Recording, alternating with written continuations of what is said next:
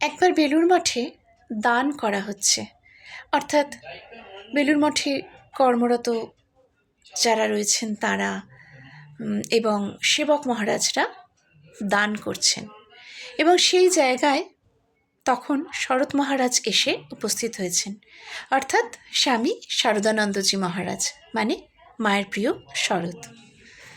তো তিনি এসে দূর থেকে দেখছেন। কিছুক্ষণ পর কাছে গিয়ে বলছেন, তোমরা কি করছো? তারা বলছে, আমরা দান করছি। তো শরৎ মহারাজ প্রথমটায় কিছু বলেননি। না কি দান করছো? না এত এত কম্বল দিচ্ছি, বস্ত্র দিচ্ছি, চাল ডাল দিচ্ছি। তখন বলছেন শরৎ মহারাজ একটু রেগে, দিচ্ছ মানে? তোমরা দিচ্ছ মানে? তোমরা কি দিচ্ছ? এ তো পরের দ্রব্য নিয়ে পরকে দিচ্ছ। কি অসাধারণ দামি কথা! সত্যিই তো, তারা কোত্থেকে পাবেন? কোনো ট্রাস্টি কেউ দিয়েছেন, তাই তারা দিতে পারছেন।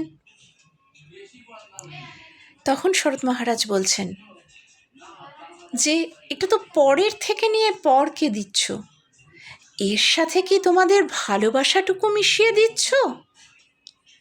সেটি হচ্ছে আসল দেওয়া, না হলে এই দেওয়ার কোনো মূল্য নেই। প্রণাম শরৎ মহারাজ, প্রণাম মা, প্রণাম স্বামীজি, প্রণাম ঠাকুর, প্রণাম গুরুদেব। তোমাদের সকলের চরণেই জানাই আমার শত কোটি প্রণাম। জয় মা।